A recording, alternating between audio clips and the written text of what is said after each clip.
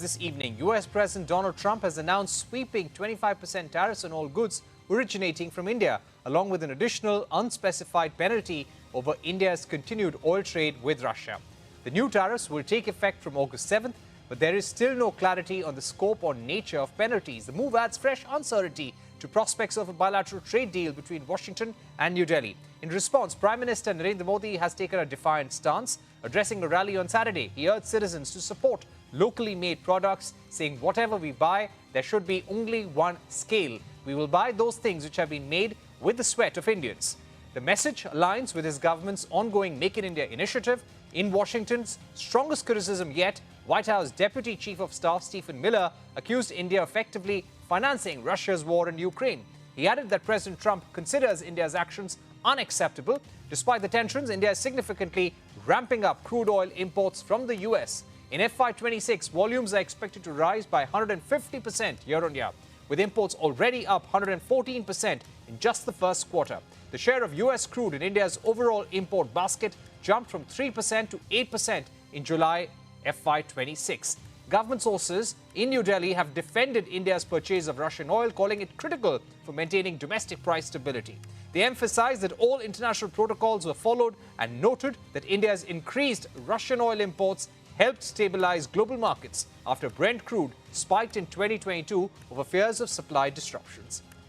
Joining us now to discuss this further is Mukesh Aghi, President, US-India Strategic Partnership Forum. Mr. Aghi, thank you very much for joining us. Very strong statements coming in from Washington, D.C. about India's purchase of Russian oil. How do you think India should deal with this kind of criticism in this tariff war? Well, India has to do what's good for India.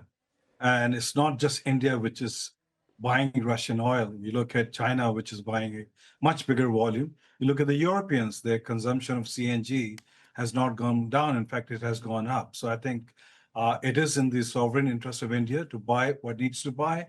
And I think there is criticism, then I think India has to deal with that. Right. But do you think by making statements whereby the Indian government is saying that we are going to stand by our national interest, that we are going to continue buying Russian oil because it suits our national interest, we have to look at geopolitics, we need to look at the market situation. Do you think these statements will further irk the Trump administration?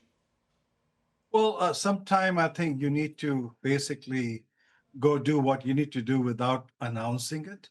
I think it's important that the relationship, which is very important, critical for both countries, is much broader and deeper than statement coming out of the White House.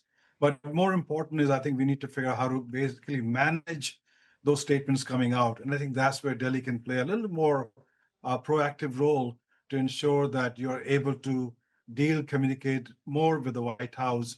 And while the administration seems to be moving in a very positive manner with India, you look at the business community still investing in India. The trade is going up between the two countries. The students coming into India has gone up. And you look at the people to people, it's very strong. So I think the relationship is still deep, broader. We just need to manage the rhetoric. And I think that's where the art of diplomacy is going to come in. Right. As a top industry chamber, what is your big worry and recommendation to both sides?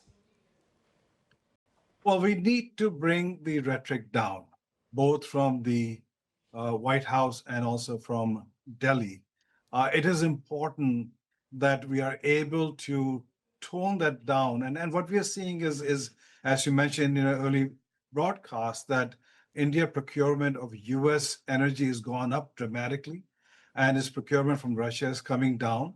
But it does have an impact. You have to understand, India basically imports around 2 million barrels of oil every day.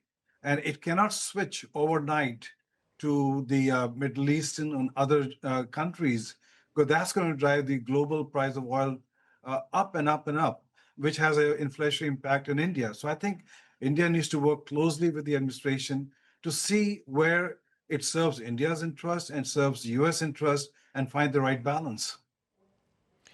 I would also like to ask you about secondary tariffs. Do you think those secondary tariffs are going to come on countries like India and China, and that's a given? I don't think it's a given, because we have seen the president backtrack on a lot of earlier statement. And a secondary tariff will basically will have an impact on the relationship substantially, and I would say dramatically. Uh, so we need to, again, as I said, is figure out, and as India keeps on moving its purchase of energy away from Russia into other geography, that threat kind of dwindles down itself.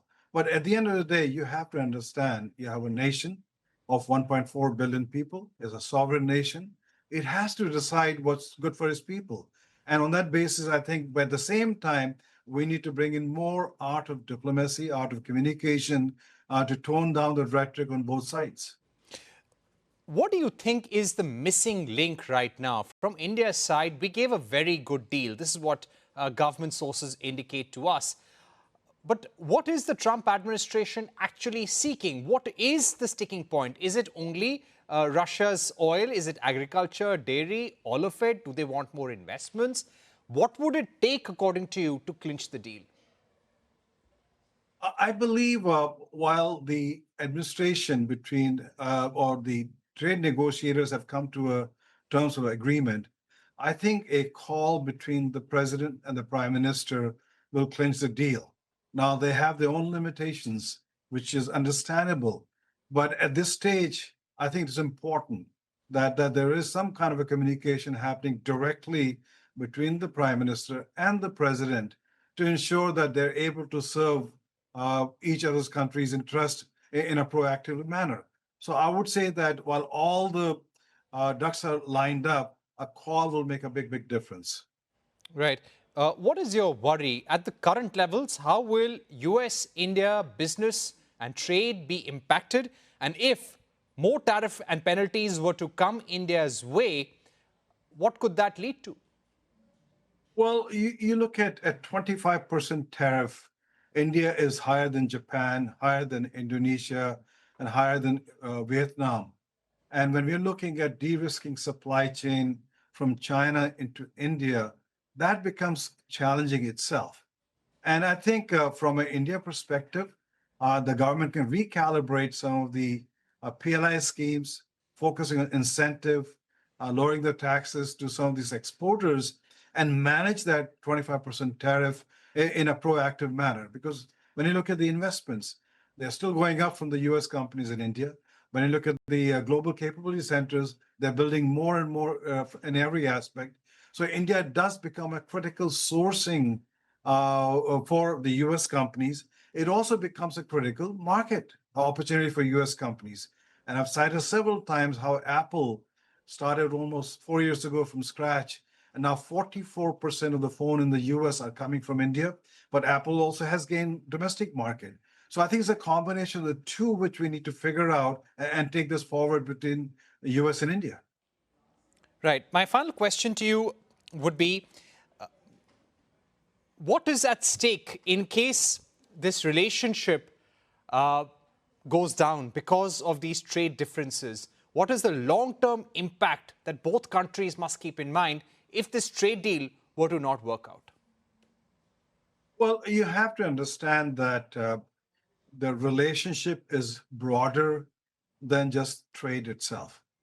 We have, as I said, 5+ million Indian Americans who are basically in very influential positions. We have over 300,000 Indian students. There is a technology partnership. There's a military partnership. There's geopolitical impact. But at the end of the day, we also have to understand and respect that India is a sovereign nation. India has to basically maintain its strategic autonomy. That's the path it has taken. So we'll have to basically work together both with the US administration and also with the Indian administration to find the right balance. Will it destroy the relationship if India and US can't agree on the tariff rates? I don't think so. This is not the end of the world between the two countries, because I think a 25% tariff, India can still manage its exports, can still manage dealing with the sourcing aspect by proactively bringing more reform, making much more open economy itself. So I would say that yes, India has to deal with the Trump administration. India has to manage the tariff, Let's see, the negotiators are coming to India from the US side to see where they can find the right balance. So we are not giving up hope in every aspect. We believe that the future is bright between the two countries. We just need to keep on pushing them together to look at what's greater interest for India and the United States. And as you pointed out, better communication, less rhetoric will possibly be the key to that. Thank you very much, Mr. Aghi, for joining us on Global Lens on CNBC Thank you. TV18 Prime. A quick look now.